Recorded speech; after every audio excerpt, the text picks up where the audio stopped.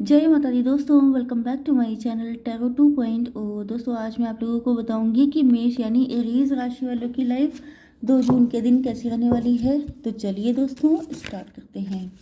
Angels please मुझे बताइए कि एरीज की फैमिली लाइफ कैसी रहेगी 2 जून के दिन।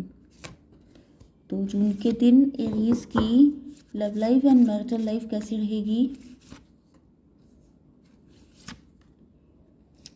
नो बहुत आ रहा है। मतलब या तो आपको लग रहा है कि कुछ नहीं हो पाएगा, कनेक्शन बन नहीं पाएगा, या फिर ये आपके पार्टनर को लग रहा हो सकता है। ओके, चलिए यूनिवर्स प्लीज़ मुझे बताइए कि ये कार्ड क्यों आए हैं।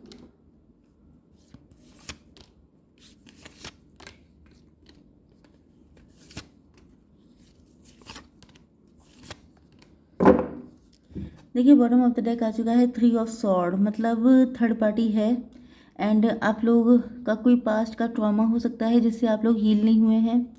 ओके, दिल बहुत टूटा हुआ है, दुखी हैं, पेनफुल कंडीशन है। 3 नंबर ओके।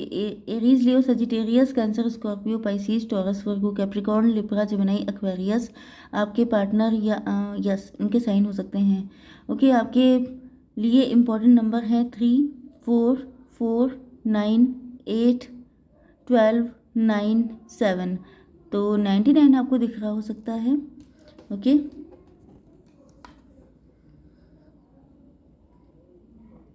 आपके पार्टनर बहुत ज़्यादा हार्डवर्क कर रहे हो सकते हैं। इन्होंने कोई नया काम शुरू किया हो सकता है। ये पैसे को लेके काफ़ी ज़्यादा इस वक्त कंसर्न है। इनकी प्रायोरिटी में इस वक्त पैसा अर्न करना है या तो जॉब पाना है। अगर ये बहुत कम एज के हैं तो फिर हो सकता है कि ये आपसे कुछ वक्त मांग रहे हों एंड ये चाहते हैं कि इनकी जब जॉब लग जाए तभी आपसे कनेक्ट हों। मतलब क्योंकि इनको लगता है कि आफ्टर मैरिज या आप लोगों के जो लव लाइफ है उसके लिए पैसा बहुत इंपॉर्टेंट है, अदरवाइज़ ये आपको खुश नहीं रख पाएंगे। एंड कुछ लोगों के लिए इन्होंने अपना कोई नया बिजनेस स्टार्ट किया हो सकता है एंड जिस वजह से इनको थोड़ा सा टाइम चाहिए। ओके, ये भी हो सकता है कि next year sorry last year ये आपसे मिले थे एंड देन आपका कनेक्शन किसी वजह से वर्क नहीं कर पाया था, या तो फाइनेंशियल रीजन की वजह से, या तो इनको लग रहा था कि आप बहुत ज़्यादा फाइनेंसेस को लेके अट्रैक्ट हैं, आप किसी ऐसे पर्सन से शादी करना चाहते हैं जो रिच हो, जो वेल्दी हो। यस, इनको थोड़ा सा ये भी फीलिंग आ रही है कि जैसे आप थोड़े ग्रीडी हो सकते हैं, या ये भी हो सकता है कि आप लोगों ने कुछ नया नया काम स्टार्ट किया था, आप लोग काफ़ी ज़्यादा फाइनेंस ओरिएंटेड थे, तो इनको लग रहा था कि अभी आपको थोड़ा टाइम देने की ज़रूरत है क्योंकि अभी आप मैरिज के लिए रेडी नहीं हैं। तो इतनी सारी मैंने आपको कंडीशन बताई हैं, इनमें से कोई भी आपके साथ फिट हो सकती है क्योंकि देखने वाले बहुत सारे लोग होते हैं। इन्होंने आपको कोई ऑफ़र किया था, थोड़े से शाई हो सकते हैं, इंट्रोवर्ट हो सकते हैं, नर्वस हो सकते हैं आपके सामने, या तो आप इनसे ज़्यादा रिच हैं या फिर इनको लगा कि जैसे आपका अटेंशन इन पर ना होकर के अपने फाइनेंसेस पे ज़्यादा है। मतलब मैंने बताया ना कि आप लोग मैरिज के लिए उतने ज़्यादा इनको अट्रैक्टेड दिखाई नहीं पड़े, या लव के लिए मतलब आपके पास टाइम ही नहीं था, नो टाइम फॉर लव। तो इनको फील हुआ कि जैसे ये आपको आपके साथ फ्लर्ट करने की इन्होंने बहुत कोशिश करी, आपको अट्रैक्ट करने की बहुत कोशिशें की, लेकिन इनको फील होने लगा जैसे आप कुछ खास इंटरेस्टेड हैं नहीं। मतलब आप इसे एज ए बर्डन देख रहे हैं, या आपको लग रहा है कि जैसे आपका फोकस ही कहीं और था, पैसे पर था, कि पहले पैसा आ जाए, पहले आप फाइनेंशियली स्ट्रांग हो जाएं, देन आप इस बारे में। हो सकता है ये कोई शादी का प्रपोजल था जो लास्ट ईयर आपके पास आया था, लेकिन आपकी फैमिली ने जैसे आपको फोर्स किया था कि भाई अब शादी कर लो, बहुत एज हो रही है, या ये परफेक्ट एज है मैरिज करने की, एंड आपने सिर्फ अपनी फैमिली का दिल रखने के लिए हाँ बोल दी थी। लेकिन आपके पार्टनर को ऐसा रियलाइज़ हुआ जैसे आप की बॉडी उनके साथ है, मतलब आप बातें उनसे कर रहे हैं, आपका माइंड कहीं और है, या आप जल्दी जल्दी भागना चाहते थे कि भाई मुझे काम भी है बहुत ज़्यादा, तो जल्दी जल्दी बातें कर लो, फिर मुझे फ्री होना है अपने काम के लिए। तो इस तरह की फीलिंग यहाँ पे दिखाई पड़ रही है। ओके, ये लॉन्ग डिस्टेंस कनेक्शन हो सकता है एंड ये आपसे बहुत ज़्यादा अट्रैक्ट थे। अबंडेंस इनको फील हो रहा है जैसे आप कोई अ, आप इंटरनेट पे कोई काम करते होते हैं, आपको डॉलर में इनकम आती है एंड आपके पार्टनर को लग रहा है जैसे आप जम के पैसा कमा रहे हैं, इस वजह से आप इस मौके पे चौका मारना चाहते हैं, बहुत ज़्यादा हार्ड वर्क कर रहे हैं। मतलब ये आपको अबंडेंस की तरह देख रहे हैं कि आप तो जैसे गॉडेस लक्ष्मी हैं, बहुत पैसा कमाते हैं आप। ओके, तो आपकी बिजनेस एंड जॉब के लिए मतलब इनको ये लगता था कि अगर ये आपसे शादी कर लेंगे तो इनकी लाइफ में अच्छा खासा पैसा इनके पास आ जाएगा। तो काफ़ी ज़्यादा ये हो सकता है ये ग्रीडी हूँ, इनको थोड़ा पैसे की तरफ ज़्यादा ही अट्रैक्शन था। ओके, आपकी बिजनेस एंड जॉब के लिए आ चुका है कि आप लोग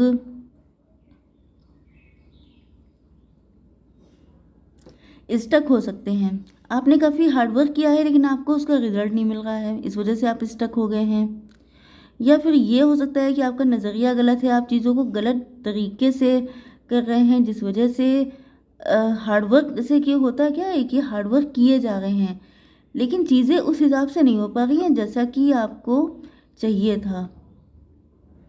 यस, मुझे यहाँ पर थोड़ा सा इमेच्योरिटी दिखाई पड़ रही है, या तो आपके एक्ट इमेच्योर हैं या तो फिर, क्योंकि हालांकि ऐसा है नहीं, क्योंकि यहाँ पर आप तो बहुत ज़्यादा अवेकन दिखाई पड़ रहे हैं,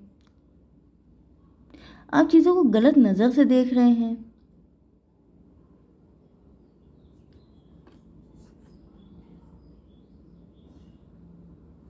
यहाँ पे ये भी पॉसिबिलिटी हो सकती है,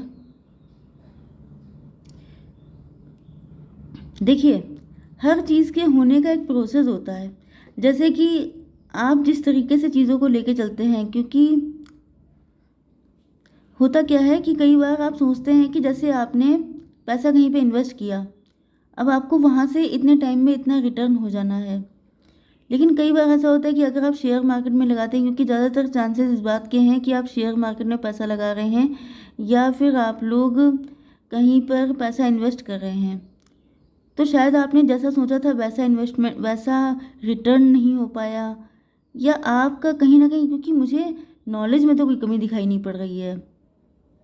यस, लेकिन कहीं ना कहीं चीज़ें आपके अकॉर्डिंग हो नहीं रही हैं एंड आप बहुत परेशान हैं कि आखिर आपके एफर्ट में कमी कहाँ पर है, क्योंकि आप लोग हार्डवर्क तो काफ़ी कर रहे हैं, स्टक हो जा रहे हैं आप लोग। ओके, एंड यहाँ पे ये जो कार्ड आ गया है 9 ऑफ पेंटिकल का, इसका मतलब ये है कि आपको थोड़ा सा सेल्फ लव करने की ज़रूरत है। हो सकता है कि आप या तो दूसरों को कॉपी कर रहे हैं, this is the main problem. आप जिस भी डिपार्टमेंट में हैं, आप जो भी काम कर रहे हैं, जिस भी फील्ड में हैं, आपको कॉपी नहीं करना है। मेन दिक्कत यही आ रही है कि आप लोग कॉपी कर रहे हैं। देखिए, आप जो है अपनी पहचान तब बना पाएंगे जब आप डिफरेंट होंगे, लोग आपसे अट्रैक्ट तब होंगे जब आप डिफरेंट होंगे। यहाँ पर आपसे सेल्फ लव करने के लिए कहा जा रहा है, क्योंकि आप उसी दिशा में हार्डवर्क कर रहे हैं जिसमें लाखों लोग लगे पड़े हैं। तो लोगों का क्या होता है कि लाखों लोगों के चक्कर में क्या होता है, जैसे एक होता है मोनोपोली होना एंड एक होता है कि सबके पास वही चीज़ मिल रही है, तो लोग आपकी तरफ क्यों अट्रैक्ट होने लगेंगे। आपको मोनोपोली चाहिए, आपको डिफरेंट चाहिए, आपको ज़्यादा पैसा चाहिए, ज़्यादा अटेंशन चाहिए, तो आपको कुछ अलग करना पड़ेगा। तो इस चीज़ पे आपको फोकस करने की ज़रूरत है।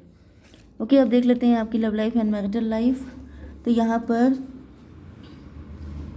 आपके पार्टनर आपसे शादी करना चाहते हैं या आपके साथ लॉन्ग टर्म रिलेशनशिप चाहते हैं, लेकिन इनको लग रहा है कि अगर आप, जब तक आप राज़ी नहीं होंगे, क्योंकि वही चीज़ है कि या तो आपका शादी से विश्वास ही ख़त्म हो गया है, क्योंकि पास्ट में किसी ने आपका दिल तोड़ दिया था, आप अभी तक हील नहीं हो पाए हैं, आपने प्यार वगैरह से बचने के लिए इस करियर का रास्ता अपनाया है। आपने सोचा कि भाई लव मेरी किस्मत में है नहीं, लव इज़ ए लग्जरी, तो अच्छा ये है कि अपने फाइनेंसेस को अच्छा कर लिया जाए। इसी वजह से आपके पार्टनर ने चाहे जितना फ्लर्ट करने की कोशिश की हो, चाहे जितना आपको अट्रैक्ट किया हो, लेकिन आपने वहाँ पर नो एंट्री का बोर्ड लगा दिया कि आपके ऊपर कोई फ़र्क ही नहीं पड़ रहा है, आप अपने काम पे फोकस हैं। तो इनको इसीलिए इफ़ यू बिलीव का कार्ड आया है कि इनको लग रहा है कि अगर आप चाहेंगे, अगर एक इंसान, लव मैरिज तभी होती है या मैरिज भी तभी होती है जब दो लोग तैयार होते हैं, अगर एक इंसान तैयार ही नहीं है तो दूसरा क्या कर लेगा। तो वही चीज़ है कि ये शादी तो आप ही से करना चाहते हैं, आपकी ज़िंदगी में खुशियाँ लेके आना चाहते हैं, लेकिन कोई चीज़ किसी के चाहने से नहीं होता है, सिर्फ आपके चाहने से होता है। यस, इनको तो लग रहा है कि आप इनकी विश फुलफिलमेंट हैं, लेकिन ये चीज़ आपको लग रही हो कि नहीं, ये चीज़ भी इम्पोर्टेंट है। मतलब इनके आपके पार्टनर के अकॉर्डिंग वन साइडेड सब कुछ चल रहा है, ये आपको बहुत सर आँखों पे रखते हैं, ये आपको बहुत लव करते हैं, ये आपको शादी के बाद सारी खुशियाँ देना चाहते हैं। इनकी ज़िंदगी में सिवाय आपके बाकी सारी चीज़ें हैं।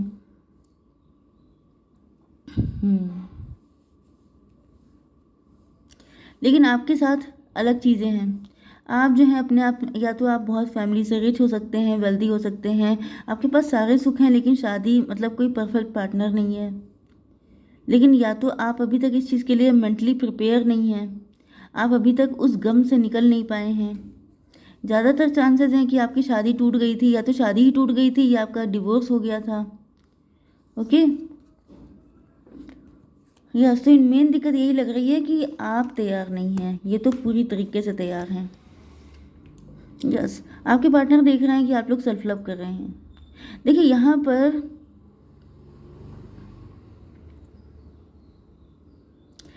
पे दिक्कत पता है क्या दिखाई पड़ रही है?